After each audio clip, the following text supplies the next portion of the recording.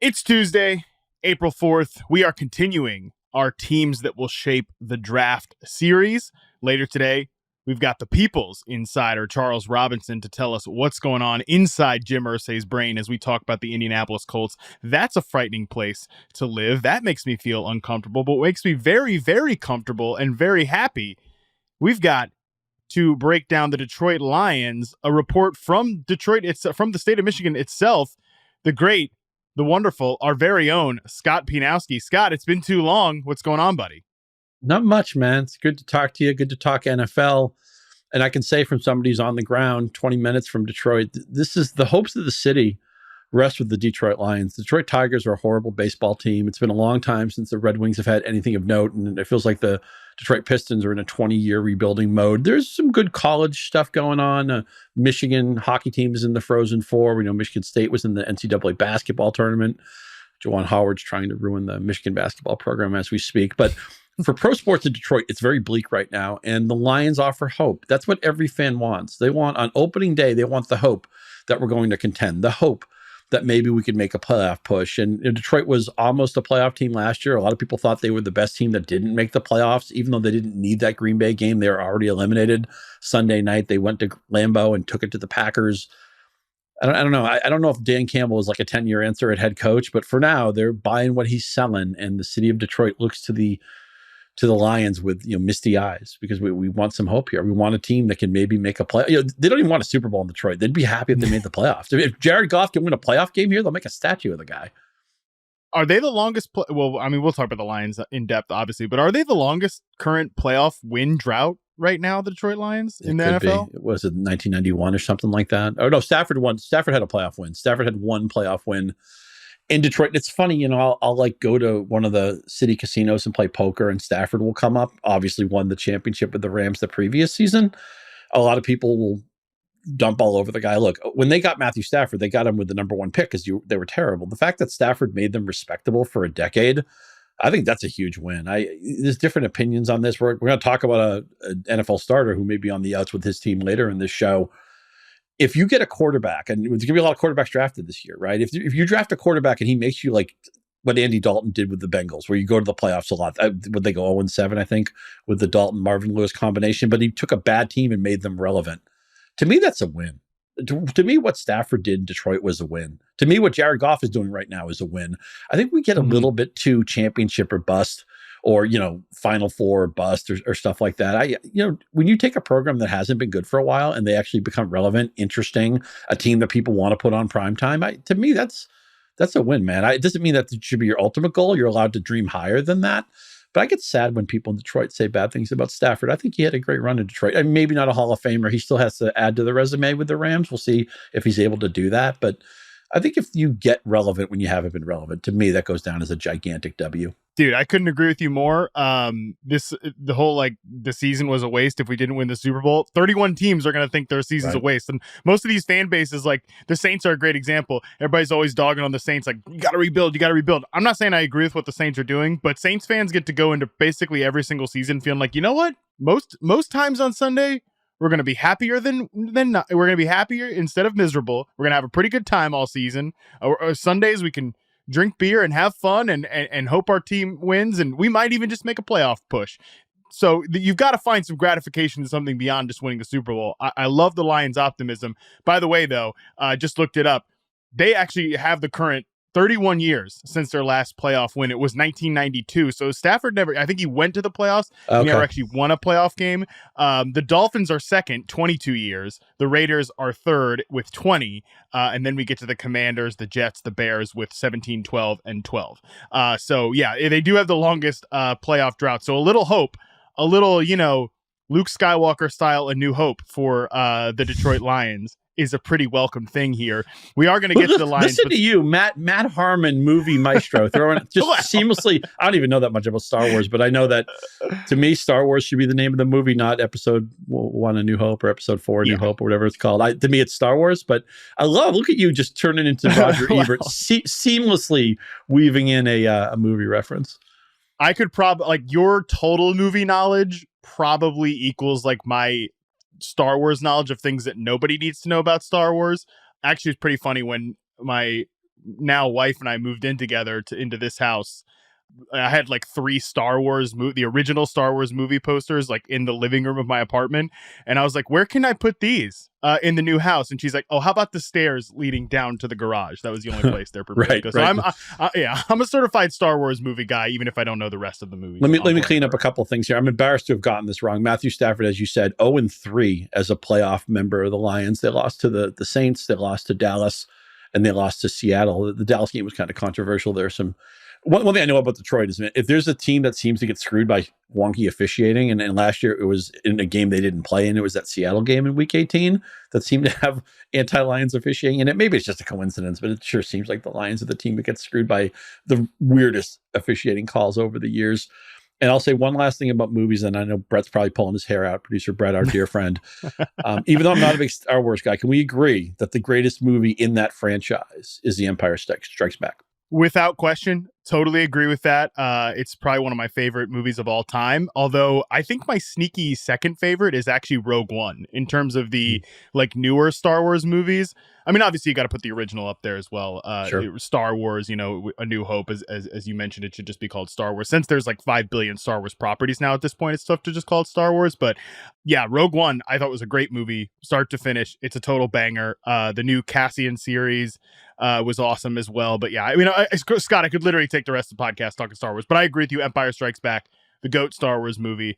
I will not hear any arguments. You and I are on the same page there. The GOAT character flip, right? The GOAT, reveal. I'm going to spoil this because this movie came out 42 years ago, 43 years ago. Darth Vader is Luke Skywalker's father. That's just fantastic, man. You can't get a better hook than that. Dude, obviously I watched it as a kid, with my dad, so not at the time, in live action, but still, like the first time you see that, I know it's just culturally obvious now, but the first time you see that, it's like mind blowing. So totally agree with you there. We're on the same page. We'll put a pin in the Lions. We'll put a full pin in the Star Wars. We're not going to come back to that, although you never know. We'll come back to the Lions later on in the show. We do have a few pieces of minor news items here to clean up before we talk Detroit. First of which, NFL Network's Daniel Jeremiah, my pal DJ, reports that the Titans are a team to, quote, keep an eye on as a candidate to move up to the 3rd overall pick. It's no secret, Scott, that the Cardinals would love to trade down from that spot. They'd love to entice a quarterback needy team up the board. I think the Titans, they have Ryan Tannehill. I'm kind of ready to believe anything about the Titans quarterback position this year. DJ also mentioned the Raiders in the same breath as a team that people think around the league. You got to keep an eye on them to move up to the 3rd overall pick. So interesting, Scott. These two teams, the Raiders are kind of obvious, and we're going to feature them on a later Teams That Shape the Draft episode. But the Titans specifically, I find odd because they're in a strange kind of era of their team build where they're sort of 1 foot in. Well, I think they're more like 1 toe in the old era of Titans football and 9 toes into the next era. And a trade up to the 3rd overall pick would be very aggressive for this particular team at this particular point of that rebuild process. Well, the first question every team has to ask is, where are we at quarterback? And Ryan Tannehill, kind of sneaky old. He turns 35 this summer. So it just doesn't seem like the NFL ages in dog years. I mean, Tennessee was the number 1 seed in the NFL last year, the previous year in the AFC, which just seems like 10 years ago, because they're obviously not anywhere near contention right now. But I could see if they have a quarterback they like and they want to go that route, I could see it. It feels like they have to press the restart button. I don't know. They have a coach they like, but Ryan Tannehill is certainly, and he's had a nice career. I mean, he for whatever reason, the dots never lined up for him in Miami, and then he went to Tennessee at the right time. He probably fell into the right coaching at the right time, had a nice run, and then they said, okay, well, you don't need AJ Brown anymore. We'll ship him off to Philadelphia, see how that goes. But I feel like they need to find their next 10-year quarterback or next 5-year quarterback, and so I could see them going after somebody in the draft. Yeah, I just wrote a team needs quarterback piece today. I bucketed them in like the moderate need group. Like they definitely need to, think about the next era of the quarterback position there. But like I said, Scott, I'm ready to believe anything. I'm ready to believe that they think about their next signal caller this year. I'm also ready to think that they ride out Tannehill this year in the last year of his contract. I'm also ready to think that they trade Tannehill to, I'm not sure who it would be, but some sort of team that's, could use a little boost at quarterback. At this point, a lot of the chairs are filled, but I'm could conceivably see them trade him away, and then like they just look to 2024 completely with a new GM in place. Like you said, a coach they trust. And like, I don't think the coaching staff believes Malik Willis is the answer at this point. I mean, we saw what they did with him last year, but they could sell the fan base on like, all right, we're going to start Malik Willis for 8 games and, some other rookie for 8 games or whatever. And that's like plausible upside when really thinking we're going to take our next franchise quarterback next year. Either way, though, I will say if the Titans drop a quarterback from this draft class into this current roster, they're not really set up to succeed because I do not think this is a good looking offensive roster. Have you talked at all about teams tanking for Caleb Williams? I mean, we've tacitly mentioned it, but it's funny, Scott, if you look back at like these successful quarterback picks, most of them didn't come from like a full on tank. It came from a team that, like the Chargers, hit a weird year and they ended up taking Herbert in the top 10 of the draft. Obviously certain teams like Burrow and, if they go number 1 overall, it's one thing, but a lot of the other guys were like trade up candidates too. If you just look back at like recent guys who've hit, but no, yeah, that's obviously that's going to be a part of the conversation with like them and a few other teams. Yeah, the one hit relatively recently, I guess, would be Andrew Luck. And there's another case where, never got near a Super Bowl, but I think that goes down as a gigantic win because he was a rock solid starter for about a decade. And man, it doesn't seem that long ago that he just retired out of nowhere. And good for him. If you can get out of the game with some money and your health or some, decent amount of health. I know he took a lot of hits and he admitted it and compromised his life. But a lot of times, I remember one year Football Outsiders was projecting who would be on the clock the next year. And they were talking about the Braum closet because I thought Brian Braum would be the first overall pick. That shows you. I'm not picking on FO. They're awesome. And you know me, I'm a DVOA wonk, and Aaron Schatz and his crew do a great job. But that just shows you how much the idea some years, and every year is different, but some years the idea of who the hot quarterback is, we can feel totally different about that 6 months from now, 9 months from now, 12 months from now. In the case of Caleb Williams, I don't think anybody expects that we're not going to all be in love with Caleb Williams 12 months from now. Yeah, every now and again when I'm charting a receiver, I'm really taking note of the quarterback as well. It's definitely been that way with all the Ohio State guys and CJ Stroud, and for sure. Watching Jordan Addison with USC this past year, the one thing I keep telling myself every single game, like, yeah, Caleb Williams is a dude. Not a hot take because everybody loves him, but yeah, he's an easy guy to see why the potential is there. Well, Scott, I hope you had a wonderful Valentine's Day this year. I personally had a wonderful Valentine's Day this year. Dalvin Cook might have not had as much fun on Valentine's Day because he underwent a shoulder surgery on February 14th. And I think this is a big explanation as to why Minnesota has not cut or traded him just yet. According to Ian Rappaport, the shoulder is, quote, much more stable than it had been, and he is on his way to 100% recovery. Scott, I'm curious what you think happens with this Minnesota backfield, because like I mentioned, Cook, I think they've wanted to move on from him this year, but this current injury is sort of holding it up. They brought back Alexander Mattison for decent money. I also think they could add her back in this year's draft as well that usurps or at least provides a 1B type of complement to Alexander Mattison. How do you see this situation playing out? Yeah, even without this shoulder hovering over the situation, which I guess has put it in a holding pattern, I was nervous about Cook. He turns 28 this year before the fresh season. That's a very dangerous age for a running back. And we talked about how financially it might make sense for Minnesota. Just this is their dropping off point and move on, have Madison be the bridge player, maybe draft somebody interesting in the mid rounds of the draft, which we know the draft has shifted in recent decades now, where it used to be if you needed help at running back, go take a running back in the first round. That's not really a thing anymore. If you like a running back, you might target him in the second, third, or fourth round, and that's totally reasonable. That guy might play as a rookie. So it seems like Minnesota, and they're kind of in a funny place, right? I mean, a team that won games, but their metrics didn't validate their record. Nobody really thought they were a threat to win the NFC, and of course they didn't win the NFC, but the division, Green Bay's resetting. Detroit, with all the optimism, it's like 10-7, 9-8 optimism. Nobody thinks Detroit's going to rip up the NFL. The Bears have a lot of draft capital. We'll see if they can do something with it. I feel like Minnesota in a stronger division might be like, okay, which way are we going with this? But the NFC North is so weak, they have to feel like they're the favorites. Maybe they talk themselves into another year from Cook. If I were a Vikings consultant, I'd say this is the time to get out. Yeah, I totally agree. I think they view it the same way. This is also like an analytics sort of friendly front office, although they've made some moves that might not necessarily jive with that.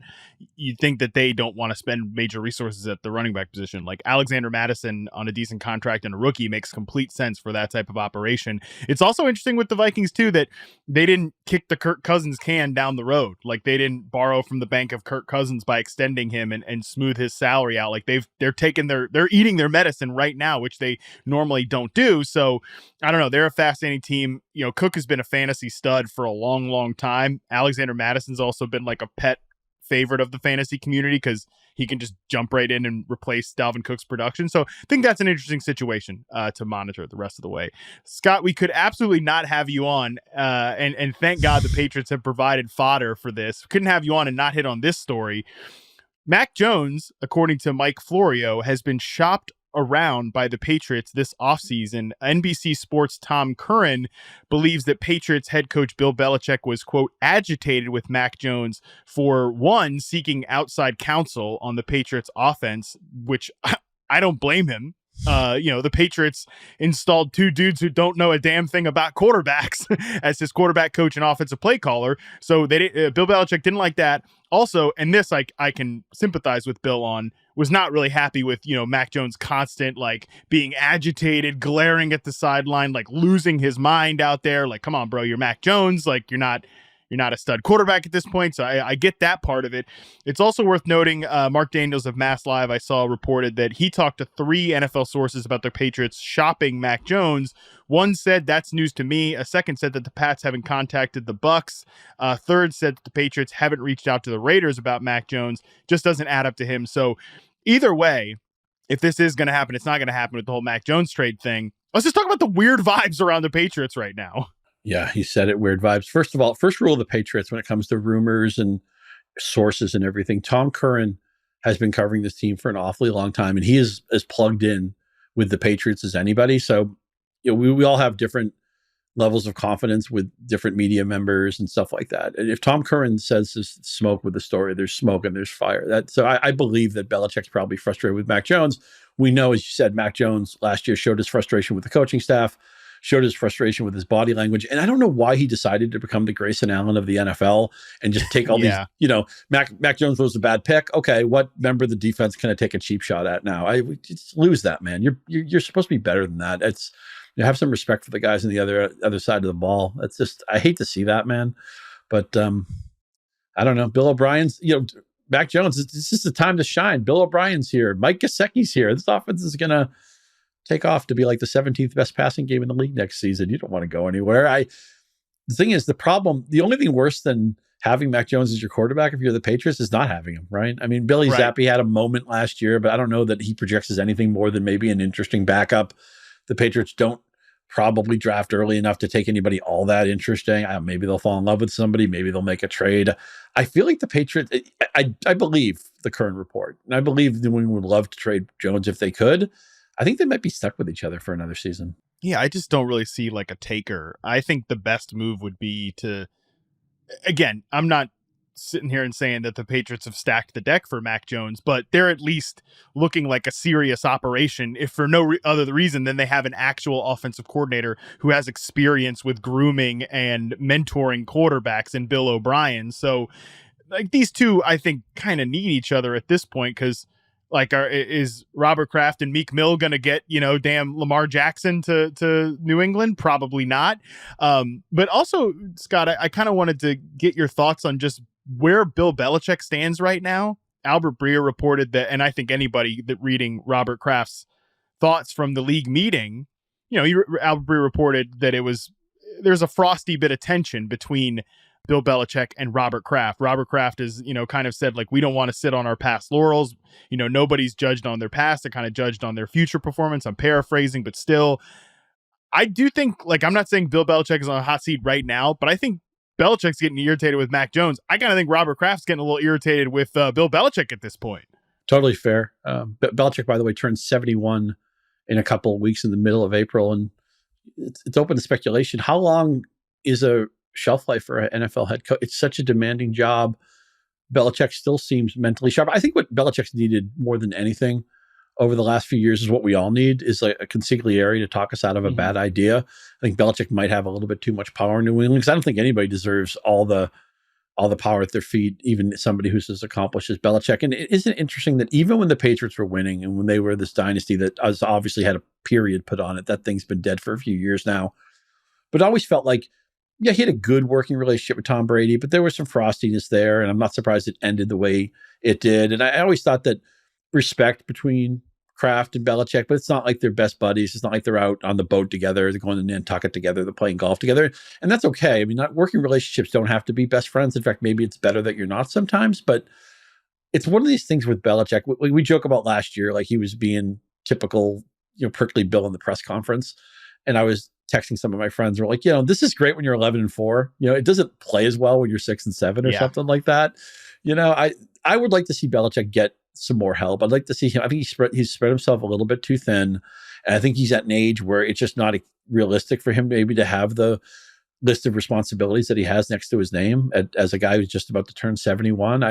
I don't, there are actually New England Patriot fans who would like to see Belichick move on. Let's give him the watch, give him the, whatever in the stadium, the Ring of Honor, say your nice things about him and move on. I would like him to actually stay, but I think maybe Bill O'Brien can really help here. I mean, look, the guys in the offensive room, as you mentioned last year, were overmatched. That was always a bad fit. It wasn't clear who was in charge for a while. There are people who really aren't offensive gurus who were in charge of an offense that really needed massaging, really needed some tinkering. And what a terrible fit. I'm a Bill O'Brien fan. I'm not sure he's the greatest head coach necessarily, but I think he's another guy that got way too much power. For sure. You can say that again, but I think he's going to be successful as much as anybody can be, given that the Patriots right now it's just their offense is so ordinary. It's not horrible. That's maybe the worst thing to be in the NFL sometimes is to be a purgatory team, right? The Patriots are not an AFC favorite, but they're not so bad that they're dreaming of Caleb Williams. They're not so bad that they're going to get CJ Stroud or, one of these great quarterbacks. That can be a hard place to be, where it's like, yeah, you look in the mirror right now, they're probably the weakest roster in the AFC East. It's been a long time since we've said that. A good season for the Patriots next year might be 8 or 9 wins. Yeah. And I think that's really fascinating as to what happens next. I think there's been a little bit over the last couple of years of, Robert Kraft sort of putting the pressure on Bill Belichick. Anytime he speaks publicly, he talks about being frustrated about how they haven't won a playoff game, how he doesn't want them resting on their laurels, while Belichick is saying, like, what do fans have to be optimistic about? How about the last 25 years? Was his public remarks at the Arizona League meeting. So I think there's a little bit of tension there. I think there's been a brain drain in New England, absolutely. And their kind of like insistence to go for outside help, not just with the Mac Jones thing, but not ever going off the friends and family program, has been a deterrent as well. So fascinating thing to realize as Bill Belichick is trying to push his way into being the most, winningest coach of all time. That's, I think, his biggest goal, but the Patriots' goals might eventually kind of run in contrast to that. So Belichick can never say this publicly. I'll just put a period on this really quickly. He's never going to win another championship. I don't think that's going to happen, but he's obviously a history buff and he wants to be the winningest coach. And that's totally in sights. So now what's a win for Bill Belichick now? A win for Bill Belichick would be going 9-8 this season. Going 9-8 for a couple of seasons. Yeah. Like just to finally get there. Congratulations. Right. You're Jeff Fisher now. Oh, terrific. What a treat. Eventually he'll run into the bottom out season, I guess, that Jeff Fisher had with the LA Rams, or the first year of the LA Rams. So, all right. Speaking of the LA Rams, let's go to the team that has been made rich by the LA Rams the last couple of years, the Detroit Lions. Scott, there's no way around it. The Lions are going to be like the media's favorite breakout team of 2023, if they even count, because they were so close to making the playoffs last year. The draft is not going to slow that down. We'll get to their draft haul in just a second, Scott, but I was just taking a look at this depth chart, taking a look at the roster, and looking at it as a whole. It's kind of weird to say for the Detroit Lions, but after signing Cam Sutton, CJ Gardner-Johnson, and Emmanuel Mosley in the secondary, there's not like that many premium pivotal positions, I think, that need a desperate facelift. On offense, they have a verifiable above average NFL starter in Jared Goff when he's in a good ecosystem, which this is definitely a good ecosystem, quality play caller they managed to retain, nice skill position options, and a strong offensive line. And the defense added pieces in the secondary that I just mentioned and have a dude up front in Aiden Hutchinson. So the Lions, Scott, like you mentioned at the top, hope abounds for this team. Yes, but unfortunately, the way the roster is structured, as you said, they will not be the buzziest fantasy team at the draft because what are they going to do? Probably take a nose tackle, probably take an offensive guard. The one skill talent deficiency I see on offense is probably tight end, and we know that tight ends are almost never relevant in the early parts of their career. So there's going to be a lot of teams that will draft players, and we're going to have to reevaluate where do they fit on the fantasy list of rankings. And at some point this spring, I'll do those. We were talking about that offline today. It's something I do. I like to see, rank all the infrastructures, rank all the ecosystems, rank all the fantasy friendliness of the rosters. This should be a fantasy friendly roster. We know that, but it's because of the pieces that are already in place. Again, they've addressed the running back situation where they brought in Montgomery. Next year, Jameson Williams with his first full season. That will be fun. St. Brown has established himself as a very good player. Goff, as you said, I'm glad you said he's above average too. I think a lot of people want to say he's just an average quarterback. I don't think so. I think he's definitely better than a league average starter. And remember, even though Hutchinson had a great year on defense last year, and I mean, he's out of Michigan, just a high motor. He's going to be a star for the next 10 years. They were still, I want to say, maybe 28th in DVOA and overall defense, and both the pass and rushing defense were near the bottom. So there's certainly help that needs to be shored up. They need to shore up some positions. They address the secondary and free agency. I think their first pick is going to be a nose tackle or a guard, and that won't move the fantasy needle very much. Yeah.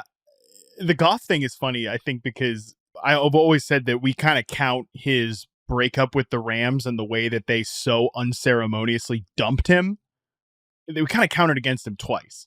Like, we already knew at that point that Goff was the guy that you probably is more of a trailer than a truck. Like, he needs to be pulled along by the circumstances. And as I mentioned, the Lions are very good circumstance, but still, it almost like made it seem as if Jared Goff was just garbage. Like, he wasn't good or he wasn't physically talented. That's the thing with Goff. Like, I can't remember who it was, but there's someone I've heard say that he'll probably end up being like the last non-mobile, like net zero as a creator. He'll probably be the last guy like that ever taken at the top of the draft. Like, we're talking about Caleb Williams at the top of the show. Completely different style of quarterback than Jared Goff. But Goff can make all the throws when he's protected, when things are in rhythm, when things are right. And I think that certainly makes him an above average starting NFL quarterback. The question is just like the Rams ran into, what is the floor? What is the ceiling there? Can you eventually crack that glass ceiling? And how good does the roster need to be around Jared Goff to do that? And on that note, Scott, with the draft specifically, they're sitting nicely with the 6th overall pick, courtesy of the LA Rams. They also have the 18th overall pick. And I kind of want to live in two different worlds with the Lions in the draft here, if you'll humor me. And to me, either world is completely defensible. World number one, let's live in that right now. They take advantage of what they think is going to be a unique situation. Not in Lions history. This is not unique, them having a top 10 pick, but they don't think going forward they're going to be one of these teams picking in the top 10, and they go ahead and take a quarterback. Because of that glass ceiling, like I mentioned with Jared Goff, as much as we just praised him, there's certainly that glass ceiling. It seems crazy to imagine at this point, but it is definitely possible that one of Anthony Richardson or Will Levis falls to 6. And aren't they the perfect incubator for a young, high upside quarterback who needs a little bit of extra marinating? Sure, that's certainly a path they could go on where they wouldn't need him to play right away. And maybe you have that bridge season. You remember that John Kitna, and Goff's a lot better than Kitna, but John Kitna had that bridge year where he played before Carson Palmer took over in Cincinnati, or more recently, of course, Alex Smith, who maybe is a more different style of play, but maybe a more reasonable comp for Goff. Alex Smith was always a good player too. Was he an MVP candidate? No. I also think he was fantasy quarterback 4 that final season when he handed it off to Mahomes. But that's crazy. Look, I realized that if you're trying to find the next Patrick Mahomes, good luck to you. Those guys come around like once every 30, 35, 40 years, whatever. I mean, he's one of one. So, lots of luck if you think any of these guys, as much as I like some of these quarterbacks, I don't want to put anybody with that tag. Is just not fair to a player, but I can see them going that way. I tend to think that, to me, would be the analytic move. Would be, okay, yeah, playoffs would be nice. We want to be a team that can contend for championships for a 5 or 10 year window, and the only way to do that in the NFL really is to get a superstar quarterback, which Jared Goff, it's too big of a leap to say he's that. So I could see that. I think that would be actually a really proactive, kind of progressive way to go. I don't think they're going to do that. I think they're going to say, well, hey, we're close. We haven't won the playoff game since 91, I think it was, we came up with. So maybe they're going to not let good be the enemy of great. And then maybe they're just going to say, well, going to the playoffs and winning a game would be a big win for us. And let's try to make our team the best we can make it on the field next year. I don't think they're going to go the quarterback route. I think it would actually be more fun, and probably if you're a championship-driven model team, I think it would make more sense to go that route because, as you said, they're not going to pick in the top 10 probably for a while now if the team is as strong as it looks. And there's a lot of teams in the NFC that aren't that good. So even if Detroit hits a little bit of a skid, I think their bottom out is only like, what, 6-11 or 7-10. I'm still getting used to 17 game schedule. I miss the 16 game schedule. Yeah, Matt, you think just adding one game wouldn't be that big of a deal? It's kind of like, Matt, this is something you're going to be living with, time zones, right? Like I go to visit California or something. It doesn't sound like that big of a deal. It's just a 3-hour difference, but you're constantly not sure what time it is. It sounds so stupid, but it really is true. But anyway, I wish it'd go back to 16 games. I don't think they're going to go that quarterback route, but I like the way you mapped it out. And I think there's a strong case to consider it. Barring aside from the fact that Patrick Mahomes became Patrick Mahomes, I do think that's a great example for teams like the Lions, though, that they had a verifiable starter in Alex Smith, who I also think was above average when he was in a good ecosystem. I mean, he was like the most efficient deep ball passer in the NFL, like you said, the year before he handed it off to Patrick Mahomes. He was awesome with Tyreek Hill and Travis Kelce. I mean, obviously, I feel like very few players wouldn't be awesome with those two guys, but regardless, he definitely was a needle mover for the Chiefs, but they wanted to crack that glass ceiling that they had with Alex Smith. Totally get it, understand. And they ended up trading up. They didn't, pick Patrick Mahomes at their natural pick. They targeted the guy. And obviously this would not be the Lions' natural pick here at 6 overall. They wouldn't have to trade up or anything. Although, I mean, you never know. They could move up a few spots or something like that. But it's just an interesting exercise because I don't think Will Levis, certainly don't think Will Levis is going to be Patrick Mahomes, and Anthony Richardson's the most athletic quarterback we've ever seen play the position, but I still think it would be a stretch that he becomes Patrick Mahomes or Josh Allen or something like that. But we also didn't think Patrick Mahomes was going to be Patrick Mahomes before he became Patrick Mahomes. So it's just an interesting thought exercise because it would not set the team up for success this year, but it could set the 2024, 2025, 2026 Lions to have a guy who is better than Jared Goff and can take advantage of the situation more than Goff can. And this is a great situation, as we mentioned. So that's World 1, but let's actually spend more time living in World 2 because I'm with you. I think it's the more realistic one.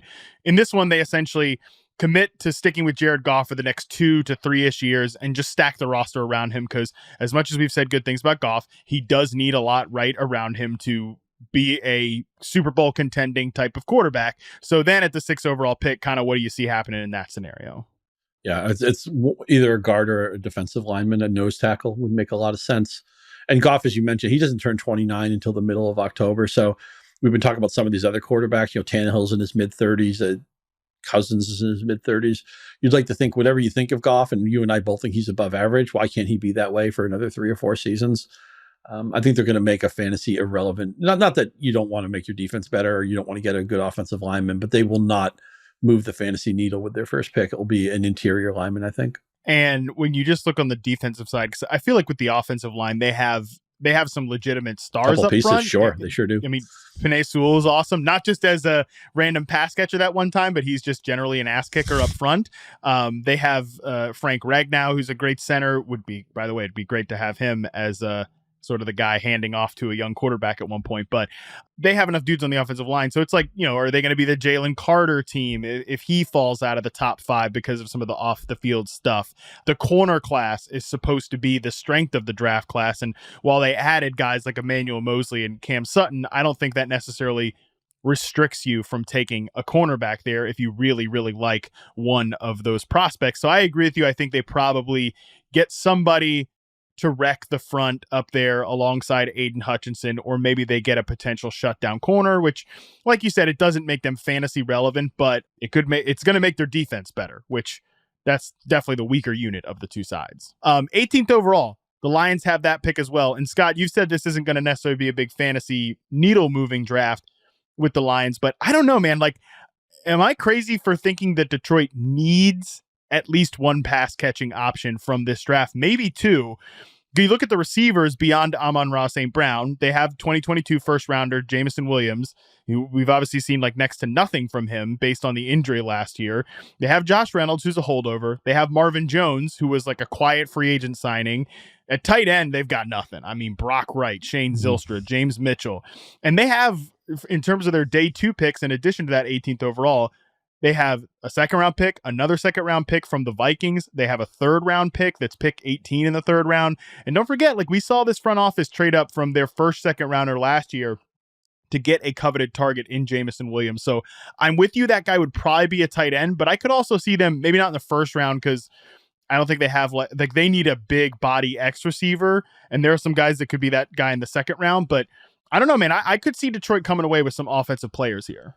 Yeah, you make an interesting case. And because they have a pick surplus, that allows you to make a vanity pick sometimes, where if they see a receiver that slips in the first round, and again, receivers a lot like running back, where just because you don't take somebody in the first round doesn't mean you can't have high hopes for them. And we've seen tons of star talent migrate into the league in the second round. You know, the 2019 draft comes to mind. We always talk about with AJ Brown and DK Metcalf and Terry McLaurin went in the third round of that draft. I don't know who the Patriots took. I can't remember, but wasn't one of those guys. But yeah, so maybe one of those second round picks, or maybe even a first round pick. If somebody slips, they say, okay, this way we all our eggs aren't in the Jameson Williams basket of him being a dominator. I always thought he was a weird pick just after he blows out his knee. I don't know. You're taking a guy who you know isn't going to help you right away, and then you get to hope on his rehab. I know science has come a long way, and you would think full recovery and everything, but now he ends up being like a redshirt player is what he was last year. He hardly got on the field, and that was to be expected. That was the plan all along. Well, you drafted this guy. It's not like he got hurt after you picked him. I don't think I would have gone that route, but you make an interesting point because they have the surplus of picks that allows you to maybe take something that doesn't fit your theoretical needs the most, because you're not. The problem with most teams is they have an average amount of picks, or maybe even a below average amount of picks, and then you have to take what you need because you just don't have enough time to make up all the other stuff. Detroit can actually let its hair down and do some fun things because of that surplus. And of course, they could also trade up, which I think would be a mistake. I think it's better to pound the draft with a surplus of picks, take more bites at the apple, and hope that you land a couple of starters and maybe one guy who really outkicks his draft slot. That's what I would like to see them do. But you make an interesting case. Maybe if they find a receiver that they like, they won't take a running back, but a receiver they like, it would make sense. And they will take a tight end. If they go 3 rounds without taking a tight end, I'll be shocked. And that tight end could land at any point. I haven't studied the tight end draft class, and I don't know what you think of it, but maybe a second round tight end would make a lot of sense for this roster. I could see it at 18th overall too, just because it's supposed to be a great tight end class. Everybody that looks at the tight ends, Michael Mayer's never getting to 18, right? That'd be way too late. I don't know. Maybe just because teams could look at it like there's a surplus of great tight ends available this year. Maybe we let one fall down the board a little bit and just get our guy in the second round, just like you said. And that might end up having Michael Mayer slip to 18. I could see that, a Dalton Kincaid type who's more of like a split out tight end. I could see that as well. Just a lot of flexibility for Detroit this year. And like I mentioned, a big body X receiver would kind of complete this room. And like, even you look at Marvin Jones, he's been like that ball winning X receiver on the outside. I think signing him is not a guy you're counting on, but it sort of signals like, yeah, that's what we want out of our receiver core. Obviously, he's played for the Lions before, not under this coaching staff. But just last thing before we get you out of here, Scott, and because I feel like we've kind of covered the Lions here. The Jameson Williams thing, you mentioned it. Definitely an unexpected pick last year. I remember when they traded up for him, everybody's like, oh, this is quarterback. Like, oh, yeah, they're definitely taking Malik Willis at this pick. Oh, okay. Everybody thought it was quarterback. It ended up being Jameson Williams. And man, like you see Brad Holmes, the reaction when he got Jameson Williams, he was like pumped up, those post-draft videos, the GM Brad Holmes. Where do you stand on him from a fantasy perspective heading into year 2? Because like I said, we've basically seen nothing from him. His first catch was a huge touchdown, which is to be expected. Legit speed, we all know that. But I think he's going to end up being a very hotly debated on fantasy Twitter from the people who don't go outside in the summer, based on like, we saw nothing from him as a rookie, or some people are still really leaning on that college evaluation. Where do you come down on Jameson Williams this year? Man, that's a great question. Yeah, he said his first catch, his only NFL catch, was a 41-yard touchdown. Talk about a big play threat, right? He's one NFL catch, it's a touchdown. And then in the final game of the season, he actually caught a long touchdown. I think it was a 66-yarder in that Packer game that was wiped out by a penalty. Yeah. So at least they were trying to show you what was possible, right? This is a guy who can get down the field, who can make splash plays. But maybe, is he going to be the true? It's so funny, the shape of his career, right? I mean, he gets through Ohio State, and he ultimately needs to find a program where he can play, so he goes to Alabama. It's just crazy to me. It just shows you that the offensive talent, the wide receiver talent specifically, it's been stockpiled at Ohio State. It's been ridiculous. Like, oh, I got to go somewhere where it's an easier onboard. Okay, like the Crimson Tide, where Nick Saban doesn't recruit. He just goes like he's in a donut shop. I want that. I want that. I want that. I want that. He gets whatever he wants, pretty much. Of course, Ohio State, when it comes to receivers, is royalty too. I can't wait till Marvin Harrison Jr. is in the NFL. But I think I often say that wait for proof is a bad fantasy strategy. But in the case of Jameson Williams, I think I need a show me season. I don't think I'm going to draft him proactively. And I just don't know that he profiles as like a volume sponge type of receiver. I think he could get 100 targets a year and do more with those 100 targets than some people do with 140, 150. But I don't really think you're taking anything off of Amon-Ra St. Brown's plate because he's such a difference maker as that power slot. And again, Williams, I think, will be a downfield receiver who like they use off the line of scrimmage, get him away from press coverage, the flanker type. And that's why I still think like one more big bodied X receiver could be added in the second round. Like just for example, for people that know the prospects, like a Cedric Tillman type, big receiver, ball winner.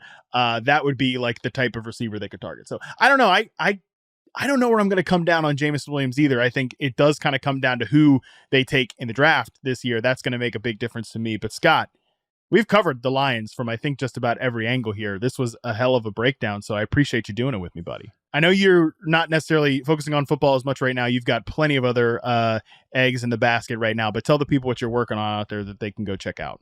Sure. Doing a lot of baseball content. And if you're a fan of podcasts, I want people to know I'm on the Around the Bases podcast with DJ Short over Roto World. That's a Monday and Wednesday program. So we're having a ball with our partners there, doing a lot of baseball stuff. I think I'm writing a golf piece this week with Jay Busby. There's a big golf tournament coming up. You guys may have heard of.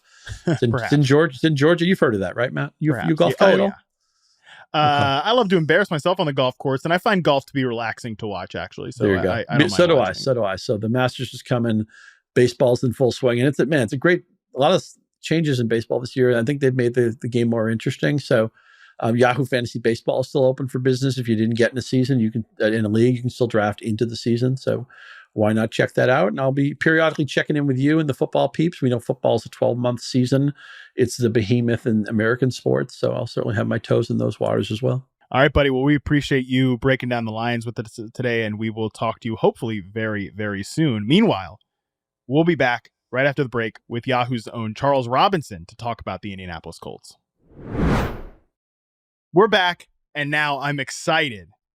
I'm hyped. I'm thrilled to be joined by Yahoo senior NFL reporter Charles Robinson, the host of You Pod to Win the Game, which all of you people out there should be subscribed to. I'm subscribed to it. He's going to help us break down the Indianapolis Colts in our teams that will shape the draft series. Charles, what's going on, buddy? What's going on, brother? Resident Colts expert today. Yeah, well, I honestly, Charles, I said to Brett, I was like, we need somebody with actual credibility to talk about the Colts, like some real NFL knowledge and insiderness, because they're in such an interesting spot to me. And I mean, we can just jump right into it. Like, we don't have to waste a ton of time here to talk about the Colts because they, number one, haven't done a ton in terms of player acquisition. Right. But this offseason is all about the quarterback spot. So we can just get it started there. Like, they desperately need to get off the vomit-inducing ride that they've been on since Andrew Luck retired on the eve of the 2019 season. It's been the theme of their offseason ever since then, and it remains the theme now, perhaps more than ever. Yeah, well, I mean, the number one bullet point from Jim Irsay is to resolve quarterback. You know, it's not when Shane Steichen went through his interview process, that's what they talked about. Like, this franchise is going nowhere until we can figure out quarterback. Jim Irsay had enough of the roller coaster, the half measures, the Carson Wentz's, the Matt Ryans. He wants a 15-year quarterback. He wants, when he looks at Kansas City, he wants a guy that is going to be in the saddle until his mid to late 30s. That's what he believes will compete. And he knows I've had two in my lifetime between Peyton Manning and Andrew Luck, and they don't come along often. You don't know how many opportunities they're going to have, to sit at number 4 and have a couple of different options if you include the Lamar Jackson route too. So if they blow this, Chris Ballard I would say general manager Chris Ballard is probably out of a job if he doesn't get this pick right. Yeah, I'm glad that you brought up Lamar, because I think similar to what we just talked about with Scott, where we could live in two worlds with the Lions. Like world number one, they go down the quarterback path. World number Right. two, they stick with Jared Goff and they just fortify the whole thing around him. I think with the Colts, you can do the same thing. There is world number one, where they just draft a guy at 4th overall, which we'll get to that one in a second. But I want to talk about world number two. You mentioned it, Lamar Jackson. Like, they are the one spot, Charles, that I feel like hasn't publicly ruled out Lamar. And to me, the fit does make a lot of sense. Like, how realistic do you think that is? Well, Jim Irsay came out and said he doesn't believe in guaranteed contracts, fully guaranteed contracts. So that's the hangup. I think in terms of interest, there's very little doubt that Jim Irsay would be interested in Lamar Jackson. But does he want to pay the freight? And at this point, where is Lamar Jackson on sticking to this demand that he has, this idea that he has to have essentially what is a fully guaranteed contract? What does that contract structure look like? And then not only that, even once they start to walk down that path, what are the assets involved? Okay, because if you sign him to a contract, you're only giving up 2 first-round picks. I think Baltimore, almost any deal he gets signed to in free agency as a as a franchise tagged player who can negotiate with other teams, that'll match that, because they're not giving him away for 2 first-round picks. I think if you were to call and say, hey, I've got 3 first-round picks, that's the conversation starter. Then you get into where are they in the draft? And then you have Indianapolis that has that asset at 4, which really makes it a much more workable trade, because that's something that, Baltimore sees value in, sees a quarterback opportunity there at 4. It would make a trade easier because right off the front, you have a centerpiece option that the Ravens would covet. Now, that said, assets and, figuring out a trade structure is great, but it all comes down to the money. And if there's something that can't be fixed between what Jim Irsay sees and what Lamar Jackson sees, it's just not something that's ultimately going to be on the table. But again, I look at the Ravens and I look at the Colts, and it makes sense. The trade partnership makes sense. And we'll get into that when we start to talk about the draftable quarterbacks and really what Indianapolis' coaching staff looks like. It's a fit for Lamar Jackson, but is the money a fit? Yeah, and just last thing on Lamar, because I don't want to make this a Lamar thing. It's about the Colts, and I'm with you that I think Baltimore just probably matches almost any offer, and really none of this is a realistic thing to discuss, mostly because of that. But just last thing on Lamar, how much of a sense do we even really know what he wants? Like, you wrote a great piece that people should read about that you talked to a bunch of agents. Like, what would you do if you represented Lamar? People should definitely go check that out or listen to it on the podcast as well. How realistic do you think our view is of what Lamar wants right now? Well, if you talk to the Ravens, and really that's the most realistic view that you're going to get, is to understand where they've gotten in contract negotiations with him. Now, in terms of like practical guarantees, what they think he's going to walk away with in terms of like the guarantees, they talk like, hey, we've gotten up into 170, nearly $180 million in guarantees. Now, Lamar's camp would disagree. They think that those guarantees are more in the $130 to $140 million range. So many, I guess, offers or so many routes have been surveyed by the Ravens at this point. It's hard to really understand, like, put your finger on one deal that was closest, because they've tried short-term, they've tried long-term, they've tried guaranteed money, they've tried a multitude of different routes, and nothing has really worked. And they don't even have a sense for what would be close at this point, which is why I think they always fall back on the mindset that he wants a fully guaranteed deal. He wants something that's in the range of 5 years, $250 million. That's where that number's coming from. So when you hear 5 years, $250 million fully guaranteed, that's the sense that the Ravens have gotten in negotiating with him in terms of what would close a deal. Is that accurate? I don't know. I mean, you tell me. Like, Lamar Jackson to me has been so opaque about exactly what anything would take. I think even with the Ravens, why would we know? We're not even at the negotiating table with the guy. They are, and they don't even know. Is this the weirdest contract negotiation that you can remember in the sport? I mean, by far, right? It's not even close. Yeah. It's completely bizarre. It is. This was like years of, after year 3, because Lamar was representing himself, you would talk to the Ravens, but you would also talk to other teams that were trying to dial in their own quarterbacks. So at the time, the Browns were trying to dial in whether or not they wanted to extend Baker Mayfield. And, so they're doing a behind the scenes deep dive on what's going on with Baltimore, because we feel like if Baker puts in a great year 4, that's really what's going to guide us in terms of where the potential Baker extension comes in. And at that time, I remember Cleveland was like, it feels like complete nonsense. Like there's just no clue whatsoever. And this was them, I think, having a dialogue with the Ravens. There's no clue whatsoever of what Lamar wants. It's like this was from Cleveland. They're saying it sounds like Baltimore can't even get him to really engage at all on an extension, which is insane. Like that. Now you never hear that with a big time cornerstone quarterback. And the crazy thing was that was after 3 years and it never stopped. It was like 2 years of they can't really get him to engage. They can't get him to nail down a number.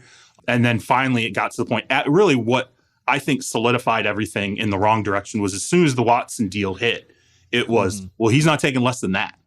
So, start with the Watson deal and 5 years, $230 million fully guaranteed, and add $1 to that. That's where they start the negotiations. And I think right out of the box, Steve Bisciotti and the Ravens were like, that's not going to work for us. So, yeah, I had to pick your brain on it. Not just because the Colts seem like the one very somewhat reasonable landing spot, like I could see this happening, but 2, just because it is so incredibly weird. And I also find like 95% of the way the media covers it and talks about it to be like nauseating and really weird anyways. So yeah, had to pick your brain on that. But let's get back to the realist. Here's the thing too. I mean, you bring this up. Colts fans who are listening and watching this, they should care about that. They should study that, because that if that's your quarterback, you should go ahead and go through this process, see what he's, look at him on social media, how he's interacted, look at, because you have to understand that if you're a Colts fan and you're pulling for the Lamar Jackson deal, you better know what you're getting, and you're going to understand what you're getting if you really peel back the onion the last couple of years. Also from an injury standpoint, all those other things. If Colts fans are sitting here going, why are they talking about Lamar Jackson so much? Because if he's your quarterback, you're really going to want to think about all these different things, because you're now going to be tied to him in an absolute concrete way for 4 or 5 years. Right. And theoretically, hopefully everybody, involved would hope that this would happen. Eventually there would be another contract discussion. And I mean, yeah, that could come up again. Yeah. I mean, right. No, that's exactly right. Because you sign him to, let's say you get him for 4 years. I mean, the next contract, he's still going to be in his prime. You'd think his early 30s. Now he has a depreciating asset in his skill set in the run game. So you don't, it all depends on where that avenue of his game is. But you're right. I mean, that's a really smart thing to bring up. Like, if you're an acquiring team, you're also acquiring a future contract negotiation, not just this one. You are acquiring ideally a second and maybe even a third contract negotiation with him. Think about that too. That's food for thought. Yeah, that sounds like a real treat based on how the last, not just few months, but the last years have gone for the Baltimore Ravens. Sounds like a great situation to be in. And again, I just find the way like so much media covers this situation to be extremely eye-rolling at best. But let's get into the probably more realistic avenue for the Colts, which is 4th overall pick. Yeah. They could trade up to 3. It seems like a lot of teams potentially could trade up to 3. Although Chris Ballard, like you brought him up earlier, he's been such I'm not going to do something just because everybody wants me to do it. I'm not going to sling around money and resources just because people want me to do it. So I would imagine they stick and pick. And Charles, I look at this offensive roster, and like, if you squint at it, I do think it's really set up to be a nice incubator for a young quarterback. You have a veteran center in Ryan Kelly. I know he didn't have his best year last year, but we have seen, like, I think of the Herbert example with Corey Linsley. Like, that was a huge thing for them to have that veteran center. They have theoretically an offensive line that could bounce back. I'm a big Michael Pittman fan. I think he could be a true number 1 receiver. I like Alec Pierce as like a jump ball guy, and Shane Steichen. We could talk about the Anthony Richardson factor of all of this, but we've seen him design a really great offense, or be a part of designing a really great offense focused around a mobile quarterback. Right. Yeah. I mean, it's not, the assets are already like baked into the offensive line. So you need the offensive line to bounce back. I think it could. Okay. It's still, at one point, the talent met the expectations. So there is still talent there to be a good offensive line. You have a running back in Jonathan Taylor, who mentioned Jonathan Taylor. If Jonathan Taylor can stay healthy, remember, this is, what's he, like 26? I think he's still, you're still talking about somebody who should have, again, health permitting, and you probably want to do some maintenance on the number of, touches you put on him over the next like 24 years years old. Yeah, 24 years old. He's still 24. Squarely in a great years. Wow, he's even younger than I thought. Holy cow. So look, if health permitting, you should have a good 4 to 5 years, right, out of Jonathan Taylor. I think, you should measure out your running backs to about 29. And if you do the proper maintenance, you keep them healthy, you should be able to have top end running backs who are very good pieces for, that amount of time, that frame. So you have about another 4 or 5 seasons out of him. That's good for a young running back, that's good for a young quarterback, because you should be able to, if it is the right quarterback, by year 2, year 3, you're turning in a very competitive direction, right? You're like, let's talk about like Jacksonville. You look at Jacksonville, Trevor Lawrence. Next year, okay, now you're looking at Trevor Lawrence and saying, hey, year 3, he should probably, now they're competing for like AFC, maybe the AFC title, maybe the Super Bowl. They're like in that window. That's a realistic expectation for quarterbacks nowadays. They play enough snaps. They're active enough. They're developed enough coming out of college now that you should be competing with them by year 2 and 3. If the rest of the team's built out properly, you should be able to think AFC title game, Super Bowl, especially by year 4. So I do think offensively, it makes a lot of sense for the Colts. They do have pieces. They have the right head coach. So to me, at least from that unit standpoint, dropping a quarterback, the right quarterback in the middle of it, would turn the team pretty quickly. Yeah, I think that anyone who follows the NFL closely, and especially the quarterbacks and the development of quarterbacks, a lot of these prospects, I think, don't fail. They end up getting failed. And, certainly you could argue that has happened for a lot of the recent busts along the way. But this situation, like, they're set up to go. They're set up to go with a young quarterback. And they do have Gardner Minshew, too, who's a, knows the system type of backup. I think if they wanted to let a guy like Richardson or Levis sit, because we probably don't expect Bryce Young or CJ Stroud to be there. We expect them to go with the first 2 picks. Do you buy into any of this buzz that like Houston could not take a quarterback at 2? I think if Houston, I absolutely buy into it. If Houston likes one quarterback, that's possible. None of us should assume that Houston is sitting there going, yeah, you know what, we like all 4, or even we like 2. You need to like 2. If you're sitting at 2, you need to like 2 quarterbacks. You might like 2, but the second quarterback, you could be sitting there going, we don't want to take the guy at 2. We think he's the right asset at 12. Maybe they like Richardson, but they go, we don't think he's the number 2 pick. The thing about where the Colts are at 4, if you like a quarterback and you're like, we will draft him at 4, you will draft him at 3, you will draft him at 2, and you probably would draft him at 1. So if it's, let's say they like Bryce Young and Richardson, right? And they're not going to get Bryce Young. Let's say they're not going to get Bryce Young. Okay, well, then you would take Richardson at any of the spots in front of you, 2 and 3 as well. The thing that's intriguing about Houston is, and the Colts should worry about this, if they only like Bryce Young, let's say, and Bryce Young ends up getting drafted, Houston is then sitting there at 2, and I don't know that there's another asset out there that they necessarily like as much as potentially moving back. So I think what Houston would do is they would call the Colts and say, if you got a quarterback in mind, we're going to call the teams behind you. Better get your ass up here. Yeah, you better get your ass up to 2. And, so don't worry about 3. Start worrying about 2. We see some defensive players, like let's say it's a Will Anderson. I know they think a lot of Will Anderson. Maybe they're sitting there going, we could get Will Anderson at 4. So call the Colts and just threaten them. Say, hey, if you like Richardson, we're going to let another team snake you and get up here. Maybe it's that kind of a scenario. So right off the bat, I think there's a chance that you have to worry about potentially losing out on him in not only the 3 spot, but also the 2 spot. And everything is going to matter in terms of the number of quarterbacks you think are draftable in these slots. And I guarantee you, none of these teams up there, 1, 2, 4, maybe Detroit 6, maybe even Seattle at 5. I guarantee you none of those teams think all 4 of those quarterbacks are draftable. Right. I guarantee you they probably don't think 3 quarterbacks are draftable. Normally teams in this situation, they have a 1 and a 2 that they usually like. If it's a group of 4 that they realistically think could go, that they would be comfortable selecting those players. Yeah, I think so often on the outside we do that, right? Like, shoot, they'll just take whichever Right. one. That, Whoever's left. Who's ever left. That's As if not how it NFL works. teams have ever been that flexible in the way they look at things, or like they don't know. All these guys are so different, right? Like Stroud is so much different than Richardson. Young is so much different than Levis. All these guys are so different that, and Lance Earline, who works for NFL.com, put out a mock today where he had Bryce Young going number 1 and the Texans, going ahead and not taking a quarterback. Okay. And he's super connected. Lance is very connected in the franchise of the Texans. I mean, Lance and I both live here in Houston. Okay. Yeah. I can tell you Lance is very connected inside the Houston Texans franchise.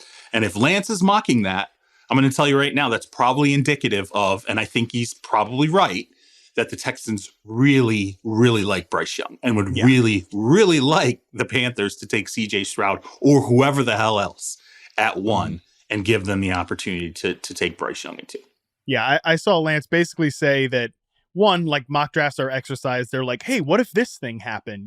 Which that's part of it. But also we know the connections. And really, I think we just should prepare ourselves that the way we're thinking about the draft, like how chalky it might not be the way that we're thinking about it right now, which is a good exercise, especially for the Colts. Because Charles, I'll see your scenario and raise you a scenario. What if somebody else wants to trade to 2 to take CJ Stroud? If Bryce Young does go number 1 and the Texans aren't interested in Stroud, and then somebody goes up to 3 to get the for the Cardinals pick, and then they're sitting there at 4, and maybe they're like, Will Levis, like we don't like Will Levis, I mean that's certainly a scenario that could happen here. Yeah, and you have to. I think what's important here is try to understand what you think the Colts are built, what quarterback you think they are built to invest in, right? So let's think about this for a second. I can tell you, Chris Ballard, what sticks out in my mind in this scenario is when Jordan Love was falling in the draft a few years ago. I know Chris Ballard liked him a lot, but felt like Jordan, like he was like, oh, he's a toolsy guy. There's a lot to like here, but there's some serious, significant development that's got to take place. And I think he would have been comfortable at a certain point drafting Jordan Love, but I know his thought process was probably got to sit him at least a year. Yeah. Maybe even a little longer to get him prepared. So he's a general manager. I think from that experience in my mind, he's a general manager who will take a quarterback with the commitment to develop him, to sit him if he has to sit him, if he thinks it's the right guy. Okay, so there's that. You have Shane Steichen, who obviously is coming out of the Philadelphia experience, RPO quarterback, someone who needed quite a bit of development, particularly in his passing game on the NFL level, right? Mm-hmm. You have Cam Turner, right, who's the quarterback's coach.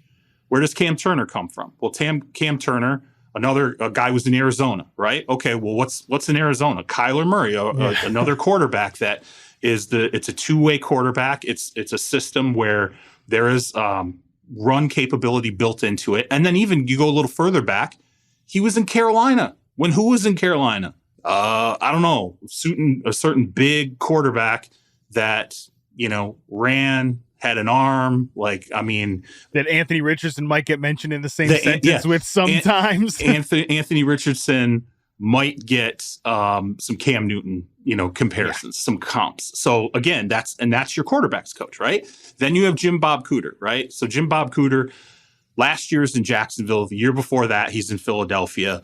Now he's had a lot of different style. He had, Matt Stafford, obviously in Detroit. He's had some different styles of quarterbacks. But if you just want to run, neutered Matt Stafford to being like a popgun quarterback. Yeah, right. But if you look at the last 2 years, what his experience has been, particularly last year in Jacksonville, you're talking about a big quarterback who's got the ability, got the athleticism to make plays, and if he's got to go off script or whatever, or if you occasionally want to work in an RPO angle, you can do that. The entire staff, to me, when you stare at it, is not built for Will Levis. I just don't see it.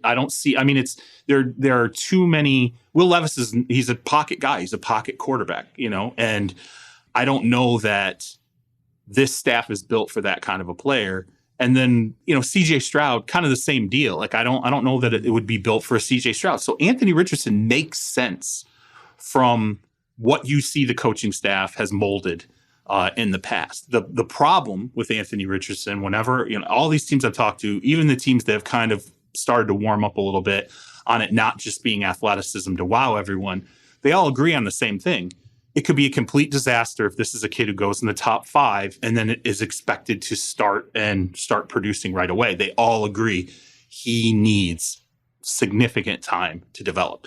And I think that's why Gardner Minshew is important in this equation, because Gardner Minshew is a good enough quarterback to commandeer your team for half a season, maybe even a little bit longer. And he also fits, obviously, that coaching staff that's, the head coach is very familiar with him. You have guys in that staff that are very familiar with him. So Richardson makes sense, and I think if you like him at 4 and you got an opportunity to move to 2 and it doesn't destroy your franchise, doesn't destroy the future picks, I think Ballard would have to consider it. I just don't know if sitting at 4, he's not taking a chance at somebody moving up. Like you said, this is going to be a chaos draft. I totally believe that. I think a lot of things that we expect to happen won't happen the way that we think. And even that number 1 pick, I've never fully understood why Vegas was so hard and fast on it being CJ Stroud right from the jump. Yeah, a lot of mocks have started to transition to Bryce Young, and which that could be another smokescreen. Maybe they want the Texans to jump 1 pick up to there too, which that has also been rumored. But yeah, the more I think about it, the Texans too have every incentive to say to Indy, like, yeah, we're in our same division, but if our evaluation is if our evaluation is Anthony Richardson is not a guy, like there's enough concerns, sure, go ahead, give us an asset to come up to number 2 to take a player that we don't believe in. That's definitely part of it. But I agree with you. Richardson makes sense. Just last thing on the Gardner Minshew part of it. I think Gardner Minshew's like, if you're trying to project the Colts for fantasy this year, like you want to, like I just admitted earlier, I'm a big Michael Pittman guy. I love Michael Pittman. I think he'd be a really good player. Gardner Minshew's good enough to throw like 10 balls a game at Michael Pittman.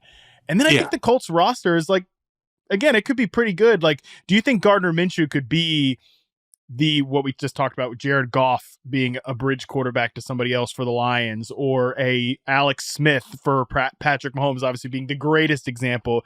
Like, could Gardner Minshew be a Bud Light version of that? Yeah, I think that's a good way to put it, a Bud Light version. Like, I wouldn't put him on the level of Goff. I don't think. I mean, Goff, for as much as we bang on him, he has a skill set that exceeds Minshew. I think Minshew's like, he's going to be the Tyrod Taylor of, this era. Like, he's going to, like, to me, or a Josh McCown type who's just the merc. He's going to run around to different teams that like him, knowing that, hey, he's a starter. Bud Light Ryan Fitzpatrick. Yeah, Bud Light Ryan Fitzpatrick. Like, he'll be a guy that'll come out and, he can man a few games for you. You like it. You see the skill set, but then eventually he hits a wall, runs into a spate of turnovers, or there's potential injury factor with him. And that's what he is. But I mean, from a fantasy perspective, I think if they take Richardson, I don't want to, here's the thing. I don't want to say that, hey, go get Minshew, because you're going to get at least half a season out of him. Maybe you'll get a full season out of him, because I just can't rule out, when I go back to when Josh Allen was drafted, I mean, the entire draft process, it was, gotta sit that kid. You might have to sit that kid 2 years. Like, it's just, everybody says, this is raw, that's raw. Look on the tape at the competition. Look at when he played a Power 5 school, what he did, the incompletion percentage, or the low completion percentage, all this stuff. And then what happened? He goes and they instantly plug him in. And you're just like, oh my God. And then you go through a year of, maybe this wasn't the best idea. Then year 2, you're like, oh wait, okay. And then by year 3, you're like, holy shit, they're geniuses. Yeah. And so, could a team do that with Richardson? Could the Colts do that with Richardson? Absolutely. If he gets in there and you start watching him next to Gardner Minshew and you go, I don't know, man. Like, let's go ahead and roll with the kid with the cannon arm and the athleticism and all these different things. We'll figure it out. Justin Fields, right? Justin Fields is another good example where it was like, when are they gonna move forward with this? When are they gonna move forward with this? And then, we kind of go back to just this past season. And I honestly I found myself being like, maybe they should have just, when they took him, been like, this is him. He's the starter right out of the gate. We're throwing everything at him right. And, as soon as we go into the passing program following the draft, because maybe he would have been further along when we got to last season instead of dicking around the way that they did. Yeah, these athletic phenoms, I think we think about it as, they're going to eventually elevate the ceiling of our offense, but that skill set as a rusher actually gets you to a floor, I think, faster than just a drop back passer at this point too. So, and hey, you mentioned Josh Allen, like his rookie year, he was throwing like Kelvin Benjamin and Robert Foster, who was a UDFA. Like, Anthony Richardson will be better set up to succeed with this Colts offense than Josh Allen. Here's the scary thing too. Think about that draft, right? I mean, that draft compared to this draft is pretty similar. Because we went up to that draft. People forget that literally the morning of the draft, I was still getting clowned for having written after the Senior Bowl that Baker Mayfield was in play for the number 1 overall pick. And people were like, he's not going to be the number 1 pick. He's not, stupid. And then we found out that day. I mean, I literally remember sitting there and someone's like, hey, you were right. It's going to be Baker. And so you had Baker go at 1, right? Who was a shortish quarterback but he had a lot of success. And there's questions about when he gets in the NFL, if is he going to get beat up? Kind of the way that he plays, could potentially expose him to some injury. Does he have the physical stature to be, durable enough? What are we talking about, right? With Bryce Young, right? Saying, look at all the pieces around Baker. Are we evaluating him properly given the talent on the offensive line, given the talent, the receivers and the backfield? Are we over evaluating his talent, right? Okay, so I think you could draw some comparisons to the assessment value between Bryce Young and Baker. I'm not saying they're one-off players or anything, but then you get to CJ Stroud, right? And is CJ Stroud going to be accurate enough on the NFL level? He looks accurate, great, but Ohio State often leads the nation in open wide receivers. His ball location isn't perfect all these different times. We're having conversations about Sam Darnold, about, can he be accurate enough? Is he going to be just a first read guy in the NFL? All these different things. Josh Rosen, right, was the guy who fell to 10 in that draft. We're like, what happened? Why did this guy slip? It's like Will Levis. Remember, there was a time where we thought Will Levis might be the top pick in the draft. Mm-hmm. Now he might be the 10th pick in the draft. There was a time we thought Josh Rosen might be the top pick in the draft. Then he became the 10th pick in the draft. And then Anthony Richardson potentially could have played that Lamar role where it's like, this guy slips down the draft for whatever reason. Oh, he's too raw, this or that. We don't like this about him. We don't like that about him. But I think what's changed with Richardson, and I had an evaluator say this to me, I am tired of questioning and passing on quarterbacks who have elite athleticism that I think, there's so much more that has to develop in their game.